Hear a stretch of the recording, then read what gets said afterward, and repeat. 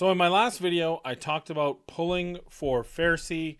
Too good a champion to pass up, especially when the future is so unknown. Well, I hope you didn't listen to me. If you did, whatever. It's a game, right? The chances are still the chances. But if you didn't, if you saved up, not for the new champion who's not coming still, which is what I kind of felt when I said pull shards, but because they're repeating the best banner weekend and they're upping the ante with even better champions available. So why don't we just dive into everything going to be available over this weekend?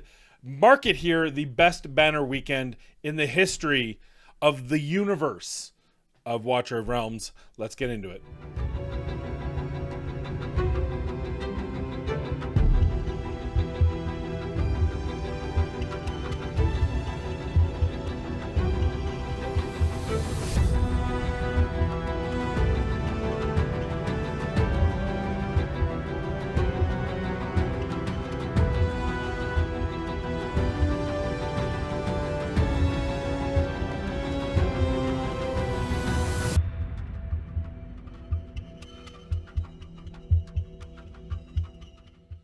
Hello everyone, welcome back to the channel. I am Madcapper. This is another video on Watcher of Realms. And today I want to talk about, I was waiting because I knew the third banner was going to be released, coming out. I don't deal with the leaks. There's the other boys, they want to call themselves the Leak Boys. Actually, I think they've been coined the Leak Boys. I don't think they were had a vote and call us the Leak Boys. But they are the Leak Boys. They do get the information. I love hearing about the information, but I also like reporting on what is solid. And what is solid is this weekend. This weekend is ridiculous. It features not one, not two, but 3+ champions that are of absolute ridiculousness this weekend going on, along with, of course, the Mystery of Artifacts still going on to get your free Maw, your fusion Maw, your shard Maw, whatever you want to call them. But as you can see here, here's the third one starting Friday. So let's start with Thursday. This is a repeat of Valentine's Day. The whole thing is a repeat of Valentine's Day. But look at this, the Invocation of Oath, which is a Lust event exclusive. Guaranteed 250 summon on Lust. This is absolutely bonkers. Lust is one of the best, most consistent boss champions in the game. Guild Boss 1, Guild Boss 2, both of them, she excels, she exceeds, and a big deal, mainly due to the fact that she works so good within the Nightmare faction. She deals, during the ultimate, she deals more damage. She gets 4 lashes in a row for each basic attack. Her basic attack has a 15% chance to attack allies, which is a whole thing, which is the Sinful Lash trigger, which increases attack speed by 30 up to 3 times, then gains the 20% damage. Everything about this is just crazy, and the key is if the targeted ally belongs to the Nightmare Council, there's a 40% chance to restore 10% rage for the target. So she's also boosting rage. Now, in Guild Boss 1 comps, it's nice. It's not crazy, because you don't really, your rage is kind of set, so you don't need that extra rage. But for things like Samara, this is going to be that much more. And more's the pity I don't have Arrogance, because that makes it even crazier. Not only because Arrogance is such a top tier damage dealing fighter, but also because they have a bond skill together, or obtain Arrogance and 20% extra damage to all enemies inflicting burning, which is 20% continuous magic damage per second. So everything here about this champion is absolutely crazy. So if you read her talent here, for every 2 ultimates activated by the faction of the allies of the Nightmare Council, including this hero, the hero will trigger Sinful Lash 1 time, which is a 300% damage to a random enemy in range. Of course, what makes her so powerful against bosses, they're the only enemy in range. So again, you're getting so much damage here. You're getting these rage stacks, you're getting speed stacks, you're getting the Sinful Lash, which is 300% extra damage. And that's every 2 ultimates. Consider the fact that if you have Arrogance and her alone doing ultimates, it's absolutely crazy. Let's take a look at for example, the team that I have built up in the guild. We're not going to run it, but just even taking a look here. Of course, I have to claim the rewards first. What do we get? There's no glow. There's no golden glow, which means it's just going to be big. Ooh, does anyone else need any of these fragments? Not me. Okay, so let's take a look here. Here I'm running 4, right? And the big deal here is, yeah, Volca gets a little bit of extra damage. Valeria is nice to get that extra damage. And of course you have Lust. I'm so excited. I'm so excited for the moment I get to take Valeria out and put in Arrogance if I ever pull him, because that's just going to make this team that much stronger. I don't have to worry about timings on Valeria. I can just do the pure damage, and this team's going to absolutely pop off.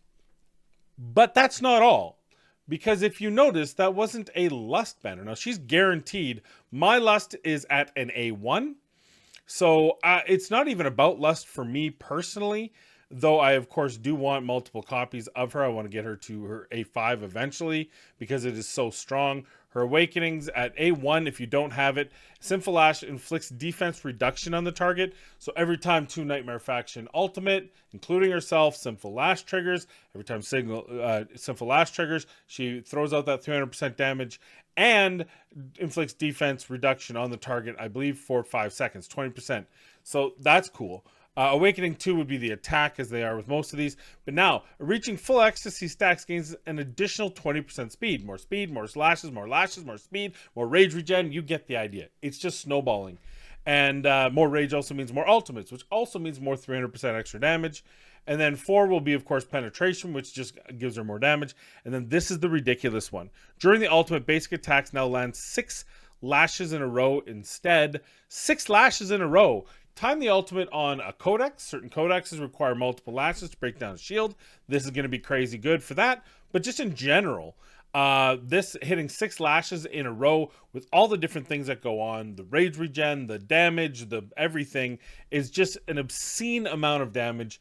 So that's why you want Lust. That's why you want Lust, even if you got Lust. It's guaranteed 250. You betcha I'm going to be pulling. Amanda and I are going to be doing video. You betcha I got 206. I got diamonds. We're ready to go. I did pull some because I felt like if I'm pulling, if I'm telling you to pull, then I must also pull. And I believe, I can't remember if I got that. I believe I got a good and a bad. I got really good rates, crazy rates, but I got Eris, brand new, because I didn't get him during his rate up, which is how I roll. I don't like pulling things during their rate up. I like pulling them after. I also got a +1 on Aspen, which is pure trash. But 1 for 2, we'll take it. Okay. Now let's talk about the second part of just the first event that's happening Thursday through the weekend, and that is Arrogance. Now the key here is Lust is Lust, Arrogance is Arrogance, but Lust and Arrogance together is a new level of awesome, both for Guild Boss 1 and Guild Boss 2. He is broken already. He's broken with her. You see here, you get the increases attack by 15% during the effect of Hellfire. You see here, let's talk about his basic attacks, 100% to one enemy within. But then when he hits his ultimate, which is on auto, so you don't need to worry about triggering it, he enters a Berserker stance, dealing 260% damage with each attack, launched and increasing attack range. When attacking any distant target, the hero's weapon transforms into a demon boomerang. This boomerang deals AoE damage equal to 20% of the damage taken by the main target to the nearby enemies. Additionally, it inflicts burning on all enemies instead. He is an AoE wrecking machine. He is a wrecking machine in Guild Wars. He is a wrecking machine in single target, even though this isn't even about that. He just clears stuff. He's just a wave clearing menace. And you see all the extra damage you can get here, 100% extra damage, 10% extra AoE damage, skill cost down. But on top of it, he has a couple passives. For every enemy killed while in Berserker stance, receive +1 attack speed. The bonus stacks from the talent when the stance ends deals 80% AoE damage to up to 10 adjacent enemies. Then you have his second passive, which Demon Bow, Demon Boomerang, 15% chance to attack 2 targets. Demon Blades, 15% chance for double strikes. It's like, just more. Let's get more. What else can we give him? Oh yeah, his talent, which Demon Bow, inflicts burning on the target. Burning, of course, is 20% continuous magic for 7 seconds. And we do know that there is a lot of champions that deal extra damage with burning, especially the new the free fusion, if you want to call it that. I haven't had a chance to test her. If we get Arrogance on that team, all the extra chances to burning, it's obscene. Also has a 30% chance to increase the hero's attack speed by 40, up to 3 times stacking for 10 seconds. So just a bonkers pair, great heal. That's a great banner. That is a top tier banner. Is it the best banner ever? Maybe. It's one of the few where there's two legitimately S tier heroes on the same banner. But the weekend doesn't end there, because on top of the invocation of Oath, which is going to be, I believe it's going to be 15. Yeah, it's going to be a 15 time drop rate for her in Arrogance, plus the guaranteed 250 with her. Then on starting Friday, we're going to have a standard ridiculous banner. This was also part of the Valentine's Day fusion banner that they're just redoing, or sorry, the Valentine's banner that they're redoing, and that's Silas and Vierna. Silas is the best champion in the game. He's the most versatile champion in the game. I don't care how many new champions get added to this game. I don't care how much you love Praetus. This guy's just generally better. He prioritizes AoE targets, but here's why he's better. He deals an extra 20% damage to airborne units. That's normal. After attacking 5 times, triggers soul sniping on the next attack. The soul sniping is where it's at. 140% damage that ignores 50% of the target's defense. What this effectively means, now remember, that's ignores 50% of the target's defense. Not just physical, not just magical, both. Which means here's a guy that typically you have to match. So if there's someone that's got high magic resistance, you have to bring a piercer like a Silas to clear. Or a ground fighter to clear. If it's the opposite, if it's someone that's got a high a high physical defense, you don't typically bring in a piercer, you would bring in a magic user, like, for example, Hex. However, Silas, because of this soul sniping, has the potential to do both, though it is only every 5th time, but wait, of course he deals one enemy 100%, but his ultimate damage increases by 60, and each attack becomes soul sniping that ignores the defense and magic resistance to the target for 15 seconds, up to 20 seconds when fully booked. What this now means is for a full 20 seconds, he is ignoring 50% magic and physical defense, on top of the fact that he's got you build him with high attack, on top of the fact that you typically have inspiration, boosting his attack even higher, which means this guy can damage physical or high magic resist, doesn't matter. He's going to damage them, which makes him so versatile. And he's a platformer that, of course, has high range, especially when you pair him with the Lord in his marksman group. It just makes him that much stronger. But this isn't even what makes him number 1. This is just what makes him in the conversation. He also has Blood Pact. If a unit within attack range dies, increases damage by 30% for 10 seconds. This effect can be triggered up to 1 time every 20 seconds. And of course, you get extra trigger interval and damage increase, which makes him even that much stronger. Then you've got Eye of Curse, which after attacking the same target for 5 seconds, inflicts Eye of Curse upon the target for 8 seconds. It'll be triggered 1 time every 20 seconds. Which means soul sniping will deal an extra 50% damage to targets with Eye of Curse. And there's extra duration and damage increase there, which makes him even stronger, especially against single repetitive targets, a la guild bosses. But this is the magic which makes this banner so important. The last one, Lost Love, which is his bond skill with Vierna, which when you have Vierna, the Wraith Queen, unlock the following bonus effect. During the effect of Shadow Cloak, soul sniping deals 100% extra damage. So when you trigger Shadow Cloak, his ultimate, his soul sniping, which already is doing an extra 50 if he's got the Eye of Curse, now deals an extra 100. So if you're doing the math, that's 140. That's now 240 during the ultimate. But wait, that increases by 60, 70, 80%. So you're putting 240. You're up to 320. You're up to, if it's got the soul snipe on it as well, you're getting an extra 50. So, and then all that damage during his ultimate, which is why it's so bonkers. And all you have to have is Vierna. You don't even have to have her built.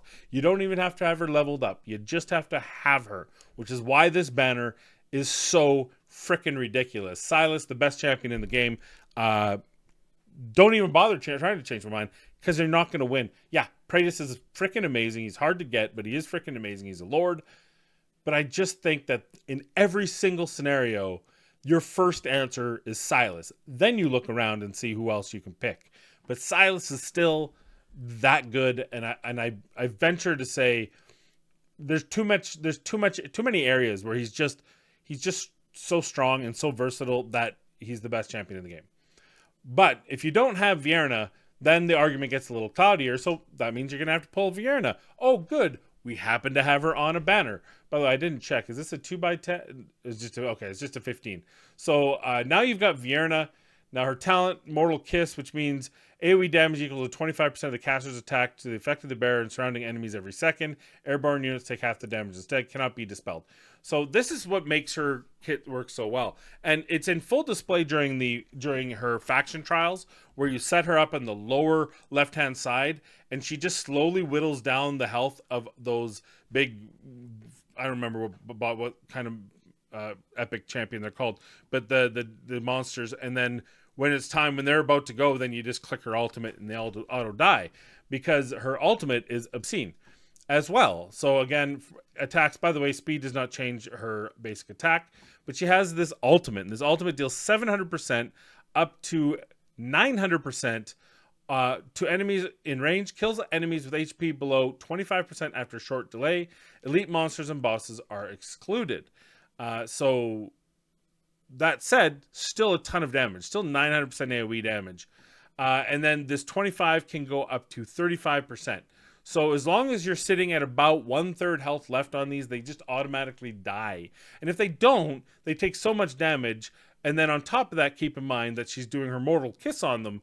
They're just gonna die. They're gonna die. She's Dungeon 2. She's probably the easiest and most efficient way to deal with 2. She's good in PvP, though I will say she's been power crept in PvP quite a bit, because her motions are a little bit slower. Her ultimate, though I say you get the first one pretty quickly. It's 900 cost with a 500 initial rage, and then you get an extra 100, and with 100 decrease on the cost.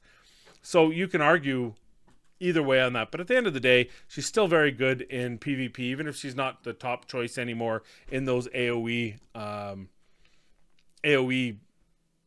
anti-AoE. I don't remember what they call these stupid things in PvP. I don't like PvP anyway, but still very good. Then you have her passive. Each enemy killed, their essence is absorbed into the staff's crystal, accumulating 6 souls, up to 6, and that goes 8, 10, 12. And then each absorbed soul increases attack by 2% when there are at least 2 enemy targets within range.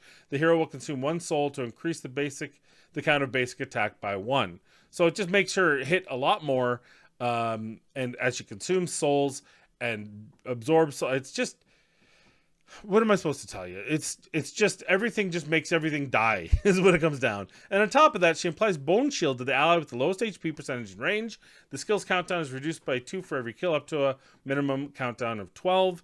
And this Bone Shield just helps people survive. The Bone Shield there increases the physical damage reduction by 10% and deals AoE magic damage equal to 10% of the caster's attack to the effect bearer and the surrounding enemies every second. Airborne units take half damage instead. So just a killer. And then she has, of course, the Bond skill, which her Bone Shield restores extra HP equal to 10% attack per second. So here's what you need to know. The TLDR is you need her for Silas to be top champion of the game.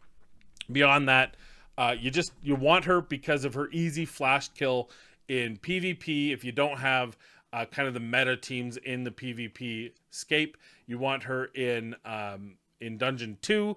And I'm sure there's other content where she's going to be good. I've seen her, though I have not been able to execute with her as efficiently. I have seen her clear Gear Dungeon 1 or 4, however you want to call that one. She can take the place of I use Comet in that one, but she can actually work there as well. So very strong on multiple fronts. Great champion. I would call her an A champion now, but the fact that Bond skill just makes Silas the best in the game really is something to be paid attention to. Nasalt, he's mainly for he kind of had a moment in time where he was really good. I wouldn't say he's bad now. This alchemy thing, it really works well with the boss, the dot Immortal Codex. Not a huge deal, but not bad. Obviously, Idil, if you're early enough game and you don't have your A5 Idil yet, then I mean this is key. But probably most of you, once you play the game for even just a little while, you'll probably get up to that A1 through A5 Idil. Just absolutely the best epic in the game still to this day, bar none. So the banner's ridiculous. The epics aren't what you're pulling for. You're pulling for the legendaries. Remember, there's no extra 15 drop rate, or there's not an increased pull rate on epics or legendaries, just the 15-time rate if you pull a legendary epic. So just keep that in mind. It's usually just on legendaries, but here it says the designated hero. So I wonder if that means they did apply it to epics. It's really interesting. Sometimes it's just the legendaries. I don't know if that's changed here. I assume it is. I assume this means legendaries and epics because it's not explicitly saying otherwise. So that's going on. If that's not enough, if you haven't had enough pulley for the day, Saturday and Sunday, you will have a 15x on my 2 most wanted heroes in the game. Not named Arrogance. Actually, probably want these both more than Arrogance. So probably this weekend has my 1, 2, and 3. And then copies of Lust. So this is obscene. I'm running out of juice here, but let me tell you, we're going to start with Carnelian. Carnelian she's such a niche hero. If you happen to have her back in the day, you were happy you had her, but she was very niche. Not a lot of people know how to use her. I absolutely want her because I have good chaotic teams. And I use the other, is it Nasalt? No, we just talked about Nasalt. It's Nazim? No, it's the other healer for chaos. I can't even remember names. But we want, trust me, we want Carnelian. She keeps people alive. So, talent. After the hero's healing waves reach an ally without soul essence 7 times, grants soul essence to them. Soul essence. When receiving fatal damage, the bearer consumes the soul essence and becomes unyielding for 5 seconds. So, in other words, unkillable, long enough for you to heal them again.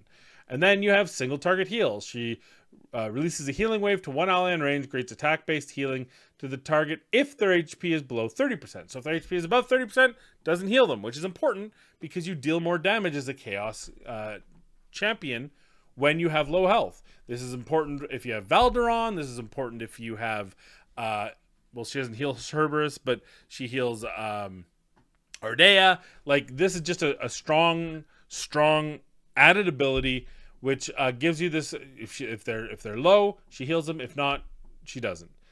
Now, her ultimate grants soul essence to all allies with HP below 30% and grants physical damage reduction and magic reduction to all allies in range, which is 20% each.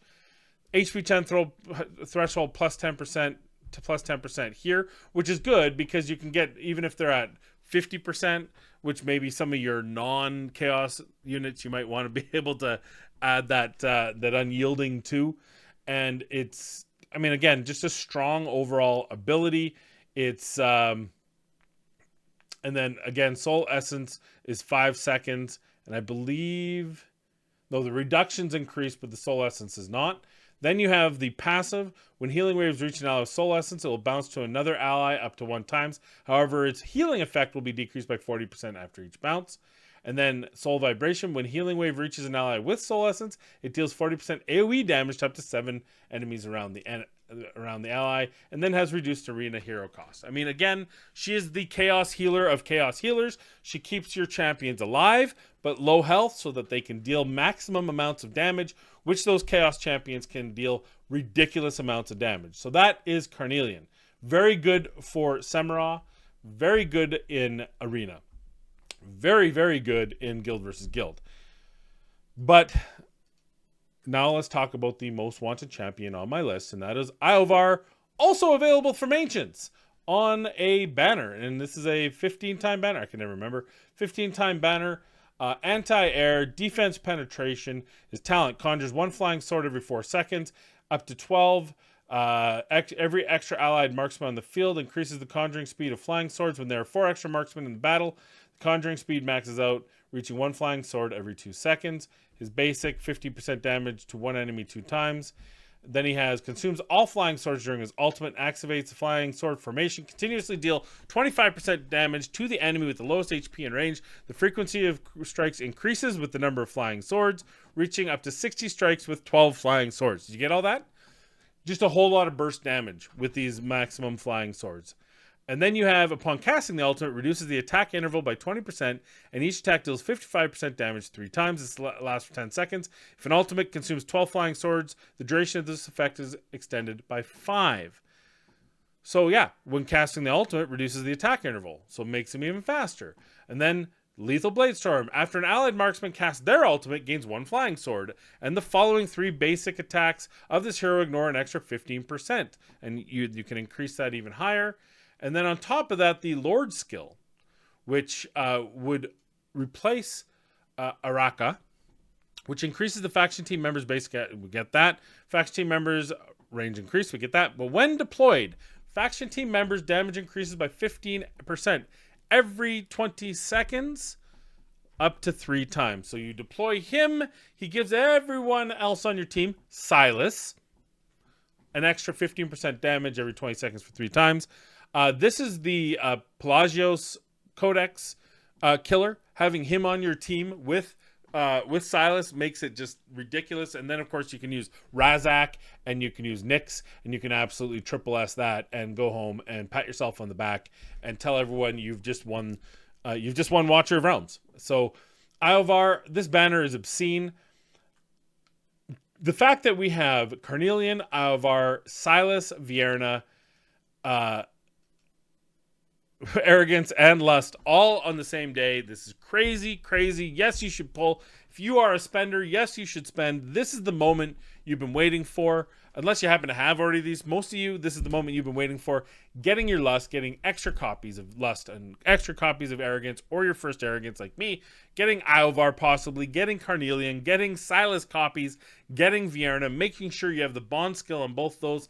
Everything is bonkers. This world is crazy. We still don't have the actual patch that we're supposed to have in this game. I'm a little bit suspect as to why. It seems like this whole Apple thing is a little bit ridiculous that it's been this long, over a month now. But the good news is we get to win with this weekend's flurry of repeat banners that are just going to give you obscenely good champions. So here it is. Pull the shards, be happy, high five with your friends, get all this, then save up for that brand new champion whose name escapes me. He's the Asian influence one. For some reason I can't. I just keep seeing Samurai and I keep wanting to call him the wrong name.